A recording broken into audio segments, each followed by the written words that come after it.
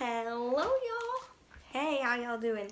For those of y'all who don't know me, my name is Miss Guerrero, or for short, Miss G. So today we're going to be reading this super cool, awesome, fun book called Tómas and the Library Lady by Pat Menora, illustrated by Raúl Galeón. So a little bit of backstory. This book is actually in memory of the actual Tómas Rivera.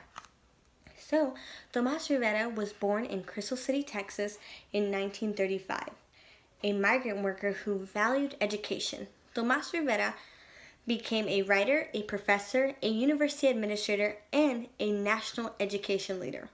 When Dr. Rivera died in 1984, he was the chancellor of the University of California at Riverside. The campus library now bears the name of the boy who was encouraged to read by a librarian in Iowa. Awesome, right? So, before we get to the books, a couple things I gotta say. 2 interesting facts I have for y'all. I hope you're ready. So, if I can move this camera a little bit up. Awesome. As you can see here, I have the sports calendar for guess what? For the Crystal City Javelinas. So, if you haven't connected the dots yet, I am actually from Crystal City, Texas. Second interesting fact I have for y'all is Tómas Rivera, coming closer, actually happens to be my great uncle. Tómas and the Library Lady by Pat Menora, illustrated by Raúl Galeón. It was midnight. The light of the full moon followed the tired old car. Tómas was tired too, hot and tired. He missed his own bed in his own house in Texas. Tómas was on his way to Iowa again with his family. His mother and father were farm workers. They picked fruit and vegetables for Texas farmers in the winter and for Iowa farmers in the summer. Year after year, they bumped along in their rusty old car. "Mama," whispered Tómas, "if I had a glass of cold water, I would drink it in large gulps. I would suck the ice. I would pour the last drops of water on my face." Tómas was glad when the car finally stopped. He helped his grandfather, Papa Grande, climb down. Tómas said, "Buenos noches," good night, to Papa, Mama, Papa Grande, and to his little brother, Enrique. He curled up on the cot in the small house that his family shared with the other workers. Early the next morning, Mama and Papa went out to pick corn in the green fields. All day they worked in the hot sun. Tómas and Enrique carried water to them. Then the boys played with the ball Mama had sewn from an old teddy bear. When they got hot, they sat under the tree with Papa Grande. "Tell us a story about the man in the forest," said Tómas. Tómas liked to listen to Papa Grande tell stories in Spanish. Papa Grande was the best storyteller in the family. "En un tiempo pasado," Papa Grande began, "once upon a time, on a windy night, a man was riding a horse through the forest. The wind was howling, and the leaves were blowing, whish, whish. All of a sudden, something grabbed the man. He couldn't move. He was too scared to look around. All night long he wanted to ride away, but he couldn't. How the wind howled, how the leaves blew, his teeth chattered. Finally the sun came up. Slowly the man turned around, and who do you think was holding him?" Tómas smiled and said, "A thorny tree." Papa Grande laughed. "Tómas, you know all my stories," he said. "There are many more in the library. You're big enough to go by yourself. Then you could teach us new stories." The next morning, Tómas walked downtown. He looked at the big library. Its tall windows were like eyes glaring at him. Tómas walked around and around the big building. He saw children coming out carrying books. Slowly, he started climbing up the steps. He counted them to himself in Spanish. Uno, dos, tres, cuatro. His mouth felt full of cotton. Tómas stood in the front of the library doors. He pressed his nose against the glass and peeked in. The library was huge. A hand tapped his shoulder. Tómas jumped. A tall lady looked down at him. "It's a hot day," she said. Come inside and have a drink of water. What's your name? She asked. Tómas, he said. Come on, Tómas, she said. Inside, it was cool. Tómas had never seen so many books. The lady watched him. Come, she said again, leading him to a drinking fountain. First some water, and then I will bring you books to this table for you. What would you like to read about? Tigers and dinosaurs, said Tómas. Tómas drank the cold water. He looked at the tall ceiling. He looked at all the books around the room. He watched the lady take some books from the shelves and bring them to the table. This chair is for you, Tómas, she said. Tómas sat down. Then, very carefully, he took a book from the pile and opened it.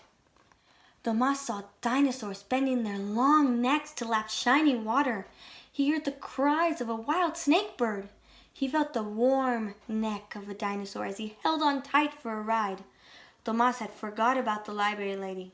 He forgot about Iowa and Texas. Tómas, said the library lady softly. Tómas looked around. The library was empty. The sun was setting.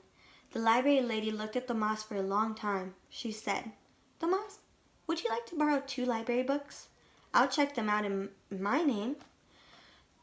Tómas walked out of the library carrying his books. He ran home, eager to show the new stories to his family.